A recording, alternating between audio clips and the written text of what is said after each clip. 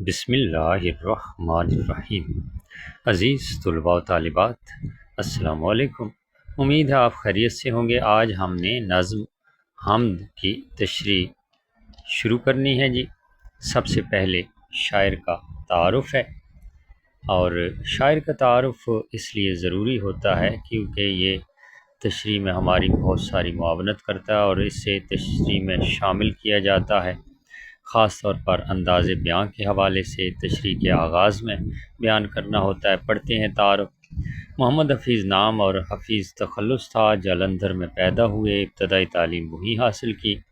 گھریلو حالات سازگار نہ تھے، اس لیے تعلیم ادھوری رہ گئی۔ شعر و شاعری کا فطری ذوق رکھتے تھے، چنانچہ بچپن ہی سے شعر کہنے لگے۔ مولانا غلام قادر گرامی کی شاگردی اختیار کی، مختلف ادبی رسائل میں لکھتے رہے۔ مشاعروں میں انہیں شہرت ملی، مختلف سرکاری محکموں سے وابستہ رہے۔ 1947 میں پاکستان چلے آئے۔ 1982 میں لاہور میں فوت ہوئے۔ ان کا مزار اقبال پارک میں مینار پاکستان کے قریب واقع ہے۔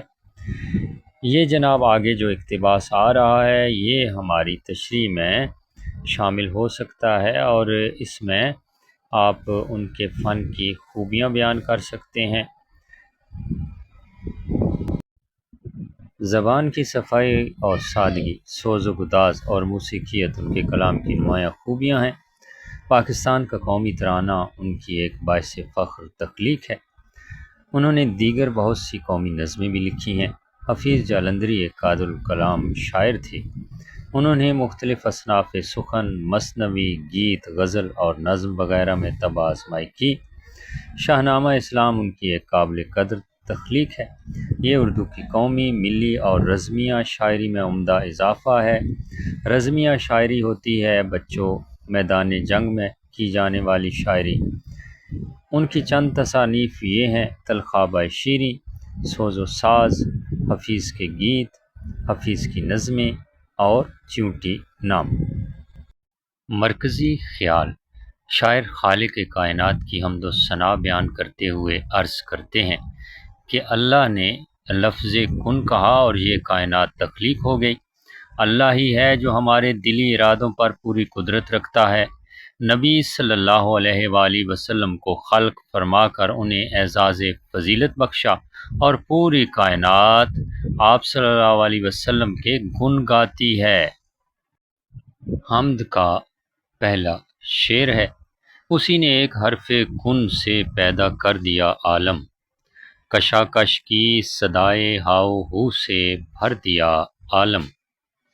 مشکل الفاظ کے معنی: کن ہو جا، تخلیق پا جا، عالم دنیا جہان کائنات، کشاکش کھینچا تانی چہل پہل، صدا آواز، ہاؤ ہو شور و غوغا۔ ہاؤ ہو سے مراد اللہ تعالیٰ کے ذکر کی اور دیگر آوازیں۔ اب تشریح کی باری ہے۔ مشکل الفاظ کے معنی اس لیے آپ کو بتائے ہیں تاکہ مفہوم آپ سمجھ جائیں اور پھر تشریح کر سکیں۔ یہاں پر تشریح میں آپ تعارف کا کچھ حصہ شامل کر سکتے ہیں۔ حفیظ جالندھری 1900 میں جالندھر میں پیدا ہوئے۔ غزل اور نظم دونوں میں کمال گرفت حاصل تھی۔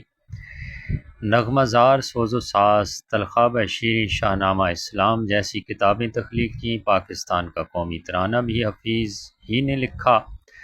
حفیظ کی رومانیت کا ایک زاویہ اسلام اور مشاہیر اسلام، عرض وطن اور مشاہیر وطن کی محبت سے بھی عیاں ہے۔